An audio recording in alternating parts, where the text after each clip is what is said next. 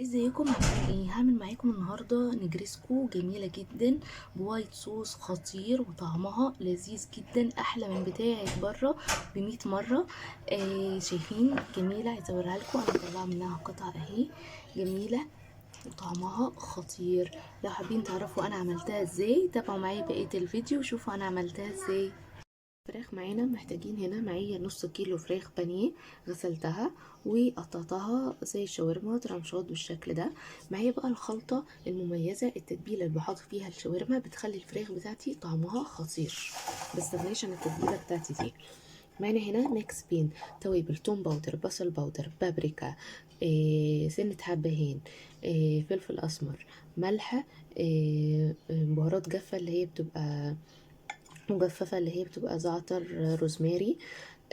كمان حاطة معاه معلقة كبيرة من الكاتشب، معلقة كبيرة من الصويا صوص، معلقة كبيرة من المستردة، وكمان ليمونة عصروها عصير ليمون اهو، وسنة من الزيت. لو عندكم زيت زيتون يفضل تحط زيت زيتون، ما عندكمش زيت زيتون ممكن تحط زيت ذرة عادي، سنة بس. وهنقلب بقى كل ده كده مع بعضه اهو.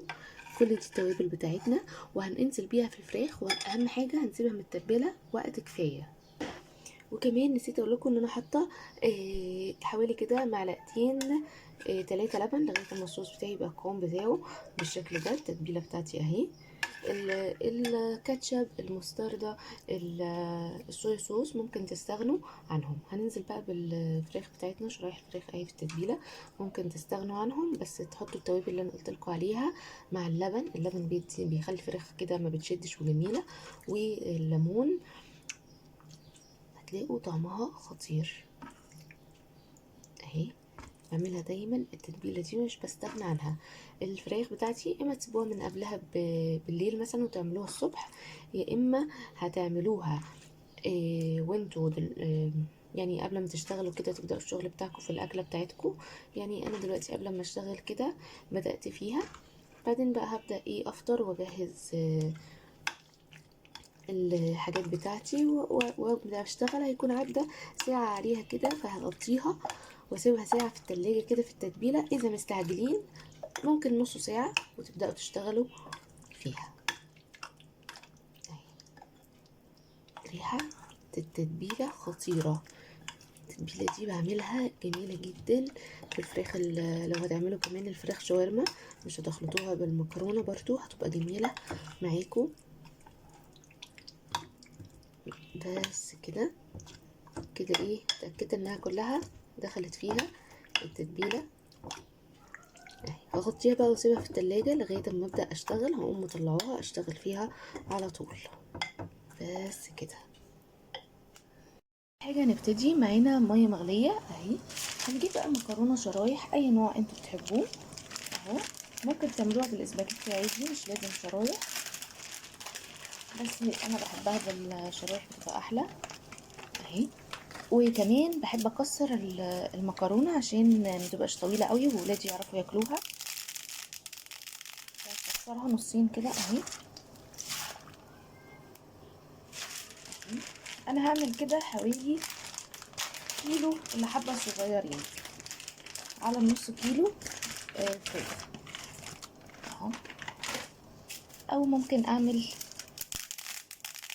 الكيلو كله اهو. لو انتوا عايزين تشيلوا حبه هتشيلوا حبه بس كده. دلوقتي بقى مش هنعمل حاجه خالص غير ان احنا هنضيف الملح اهو، يعني شويه ملح كده وسنه صغيره من الزيت. وهبدأ كده بقى اهو افككها من بعض، يعني كل شويه هديها تقليبه عشان ما تمسكش في بعض. وهسيبها لغايه لما تستوي بس مش سوا كامل، يعني يبقى فيها تكه بسيطه كده عشان اما احطها بعد كده في الفرن ما تتهريش معايا اهو. بس كل شويه احركها لغايه لما تستوي معايا.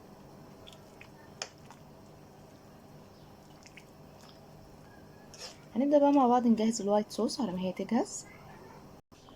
معانا المكرونه كده جهزت اهي اهي، شايفين انتوا مجرد ما تدوسوا عليها كده هتلاقوها بتتفتح معاكم اهي.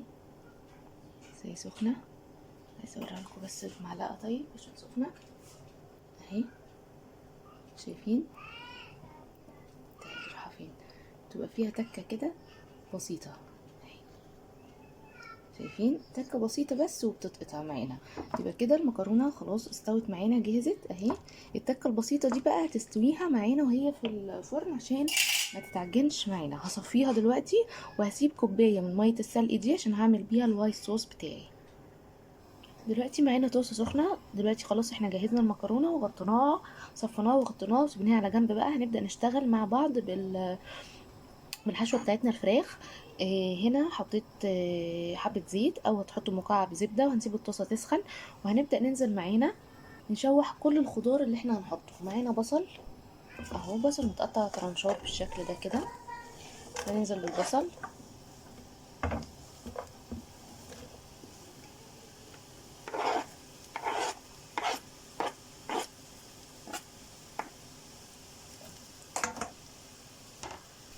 اهو. هنسيب بقى البصل كده يتشوح ويدبل معانا.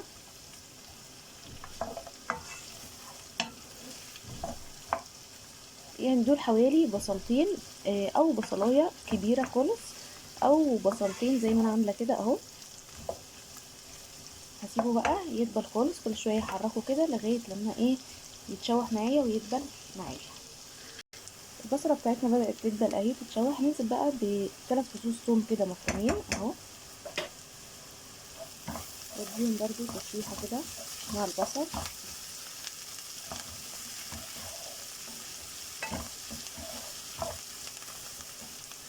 وديت رشه بسيطه كده من الفلفل الاسمر على البصل وهو بيتشوح اهو. في المرحله دي بقى خلاص البصل بدا يحمر معايا. هجيب بقى قطع الفراخ بتاعتي وهنزل بيها. لو اذا عندكم مشروم بيبقى جميل جدا، هتحطوا قطع مشروم دلوقتي مع البصل وتدوها تقليبه وبعدين تنزلوا بالفراخ. معانا فلفل اهو قبل الفراخ كده هننزل بيه. بالنسبه للفلفل ممكن تحطوا بقى عندكم فلفل الوان، هتحطوا اي خضروات انتوا بتحبوها تقدروا تعملوه تحطوها مع الفراخ بتدي طعم جميل. تقليبه كده وهنزل بقطع الفراخ معايا.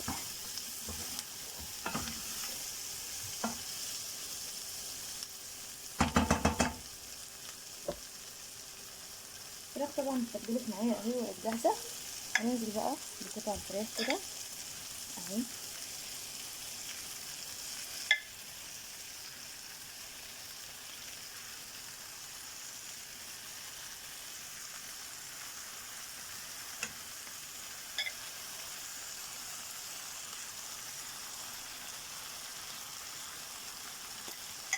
والتتبيله بتاعتها دي مش هرميها، هدي تشويحه الفراخ وانزل بيها على الفراخ بتدي طعم حلو.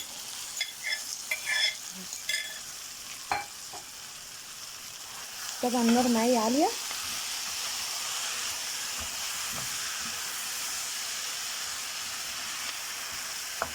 الله على الريحه، الله الريحه قلب الدنيا. بقول لكم التتبيله بتاعتي دي مميزه وبتدي الفراخ طعم جميل. لو جربتوها مره مش هتتبلوا الفراخ غير بيها.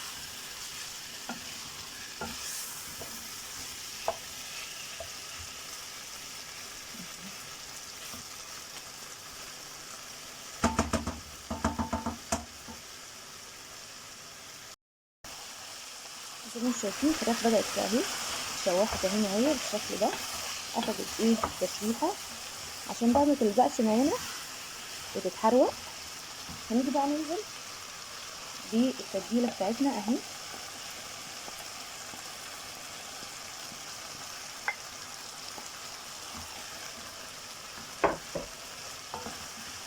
وهنهدي عليها النار ونغطيها ونسيبها تستوي على ما نجهز الوايت صوص بتاعنا. لو لقيتوها بدأت تتلسع منكم وما فيهاش اي سوائل، هتحطوا عليها معلقتين ميه مغليه وتسيبوها تستوي. بس كده جهزت معانا الفراخ. هنجيب بقى طاسة او حلة، هنحط فيها مكعب زبدة على حبة زيت ونسيبهم يسيحوا بالشكل ده كده. وهنيجي معانا هنا 3 معالق كبيرة من الدقيق اهو،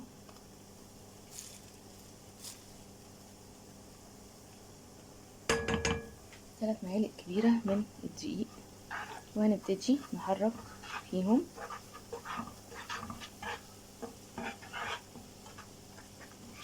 النار هادية دلوقتي معايا.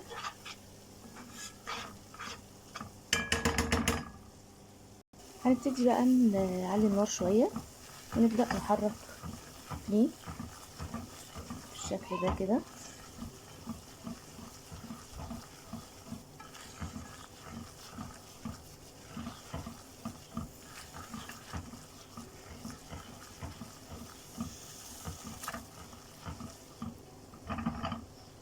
اهو نفضل نقلب فيه كده اهو لغايه لما ياخد لون ذهبي بسيط، احنا مش عايزينه يوصل للون الذهبي.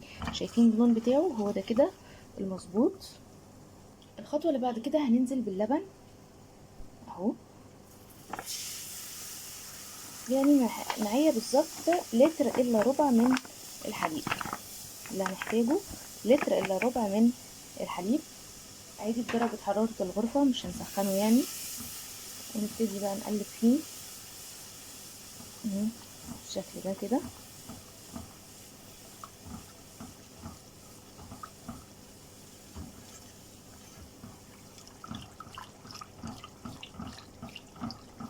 اهو هيتقل معانا طبعا. دلوقتي هنبدأ نحط التوابل بتاعتنا. معانا نص معلقة كبيرة من الملح اهي اهو، شايفين القوام تقل معانا. ممكن نحتاج نزود لبن كمان اهو لانه تقل معانا. زودت كمان حبة لبن اهو عشان انا مش عايزة السمك بتاعه يكون تقيل. انا هوريكم السمك المطلوب في الاخر، بس نقلب بس عشان ما يتكتلش معانا. نقلب كده بسرعة اهو. حطينا نص معلقة كبيرة من الملح، هنحط كمان رشة من الفلفل. واللي بيدي معايا كمان نكهة للوايت صوص حلوة جدا المرقة. هنحتاج مكعبين من مرقة دجاج او لحمة، هيفرقوا جدا معاكم في الطعم اهو. ونقلب. عندكم بقى كريمة لباني، هتحطوا كريمة لباني حوالي 200 مللي كده من الكريمة اللباني. ما عندكمش كريمة لباني هتعملوا البديل اللي انا هعمله معاكم دلوقتي اهو عشان يدي دسم للصوص بتاعي. معانا قشطة، القشطة اللي بنشيلها من على وش اللبن، انا بحتفظ بيها في الفريزر وبستخدمها بعد كده اهي. فنحط القشطة اهي ونقلبها. هي اوريدي انا مطلعاها من الفريزر من قبلها بشويه، ممكن تطلعوها عادي وهي مجمده تحطوها تفك برضو معاكم من الحراره اهي. كمان هنحتاج نضيف كمان معانا هنا جبنه مثلثات، ممكن تحطوا قطعتين، ممكن تحطوا قطعه، ممكن تستغنوا عنها خالص. بس كل ده بيدي طعم للوايت صوص جميل جدا اهو. ميه السلق بقى اللي احنا شلناها هنحتاجها دلوقتي اهي. هنزل بيها بقى واحده واحده، بتدي طعم حلو للوايت صوص وبتديله قوام مظبوط اهو. اقلب وانزل واحده واحده زي ما انتم شايفين كده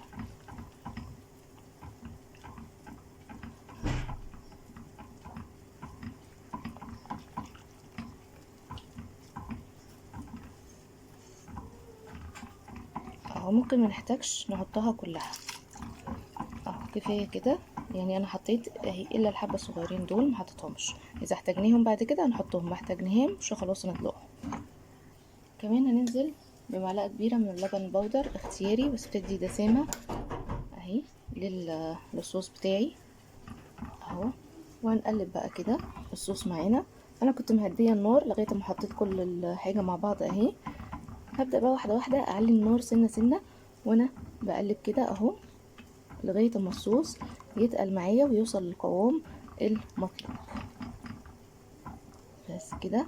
ظبطوا الملح بتاعكم، لو محتاجين ملح تاني هتضيفوا، مش محتاجين ملح احنا مش هنحتاج ملح، احنا حاطين مكعبين مرقه اصلا اوريدي في الاول، فمش هنحتاج ملح، بس هتدوقوه برضو عشان تشوفوا ذوق الملح بتاعكم ايه.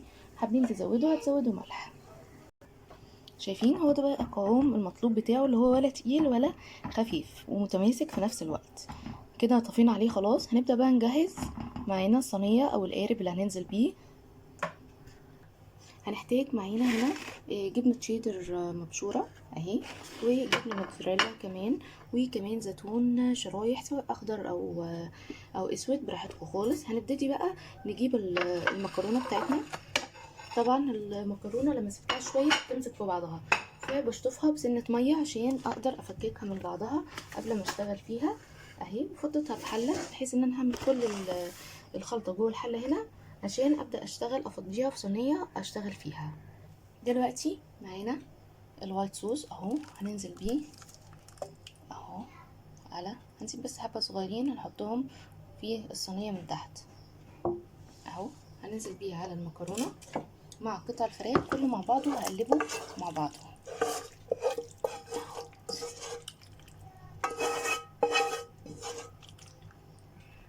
معانا كمان زيتون، انا عامله ميكس بين الزيتون الاسود والاخضر اهو،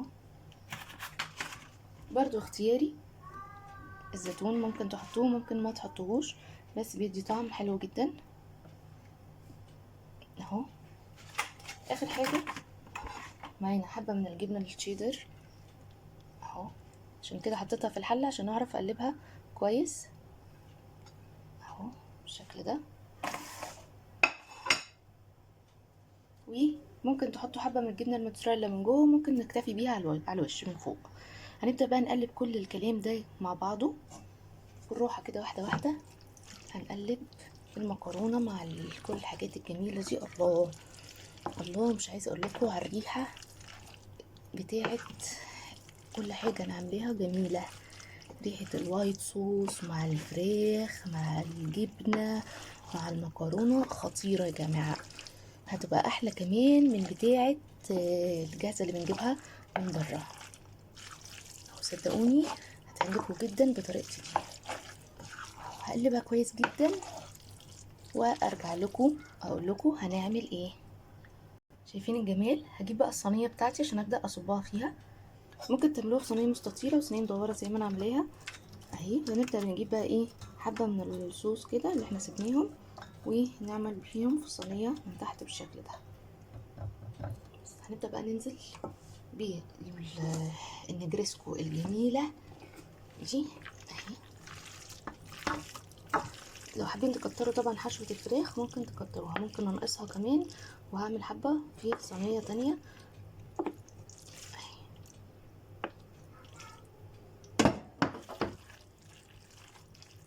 اهي.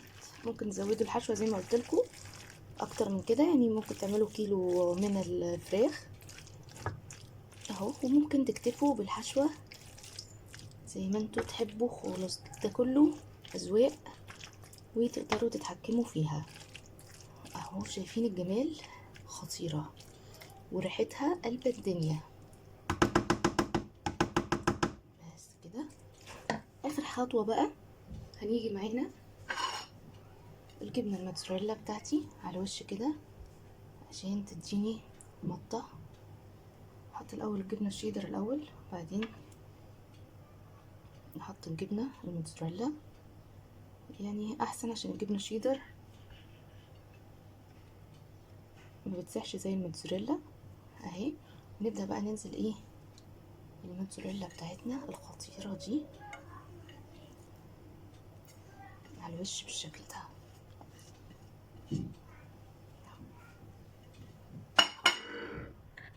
شايفين؟ الله على الجمال. هسخن فرن سخن طبعا من قبل ما اجهز كده واصب الحاجه بتاعتي. ببدا اسخن فرن سخن على درجه حراره عاليه. هندخلها بس مجرد ان كل حاجه بس تسيح وتحمر معايا واطلعها على طول واوريها لكم. عملت لي دي كمان. لو انتوا حابين بقى تقللوا المقادير ما تعملوش صينيتين، هتحطوا نص المقدار اللي انا عملته، يعني تعملوا نص مكرونه او نص وحبه يعني. عايروا الكميه على قد ما انتوا عايزين تاكلوا. هي عملت لي القالب ده، وعملت لي كمان الصينيه المدوره اللي انا وريتها لكم في الاول. هدخلها الفرن ولما تطلع هوريها لكم. نجرسكو اهي بعد ما طلعت من الفرن، عايزه اقول لكم جميله. شايفين الجمال؟ جميلة وطعمها خطير وريحتها قلب الدنيا. صدقوني جربوها بالطريقة دي هتعجبكم جدا جدا. ما تنسوش لو مش مشتركين في قناتي تشتركوا في القناة وتفعلوا الجرس، وما تنسوش اللايك والشير. اشوفكم على خير، باي باي.